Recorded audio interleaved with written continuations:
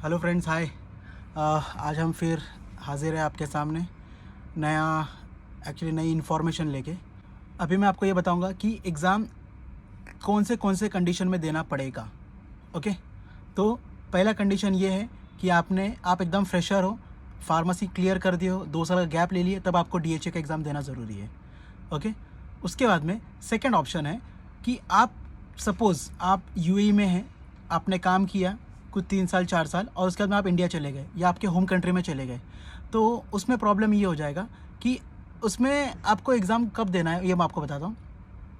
कि अगर सपोज़ आप यहाँ पे प्रैक्टिस कर रहे थे, ओके, सो आप अगर यहाँ पे प्रैक्टिस कर रहे थे और आप समझ लीजिए 2-3 साल बाद आप चले गए, ठीक है, तो आपके पास 2 ऑप्शन से आप बच सकते एग्ज़ाम देने से, ठीक है। तो पहला ऑप्शन ये है कि आपका एग्ज़ाम का 5 साल ख़त्म नहीं होने देना चाहिए, उसके पहले आके आप जॉब ज्वाइन कर लीजिए। तो पहला कंडीशन ये है, ठीक है। जैसे कि अगर आपने फर्स्ट एग्ज़ाम समझो 2 साल आपने काम किया, ठीक है, उसके बाद में आप इंडिया चले गए, तो आपको आपका एग्ज़ाम का जो वैलिडिटी होती है वो 5 साल तक होती है। तो आप 5 साल के दरमियान कभी भी आइए और वापस से जॉब ज्वाइन कर सकते हैं, ठीक है।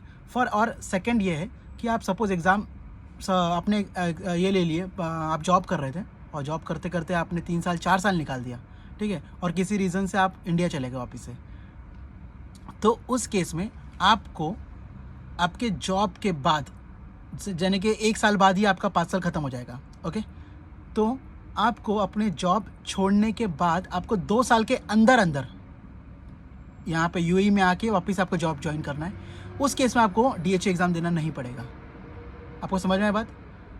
तो आप एग्ज़ाम दे दीजिए। आप एग्ज़ाम आप एग्ज़ाम के लिए तभी एलिजिबल होंगे जब आप अपने 5 साल पूरे गवा दिए हो एग्ज़ाम देने के, लास्ट प्रीवियस एग्ज़ाम देने के, और आपने जॉब किया और जॉब करने के बाद में 2 साल, आपने 2 साल से ज़्यादा आप अपने होम कंट्री में स्टे कर गए, तो इस कंडीशन में आपको डीएचए का एग्ज़ाम देना ज़रूरी है, ठीक है। सो ये वीडियो इसी चीज़ के लिए था कि आपको एग्ज़ाम कौन से कंडीशन में देना पड़ेगा। फाइन, ठीक है, तो हम लेते हैं अलविदा। See you in the next blog.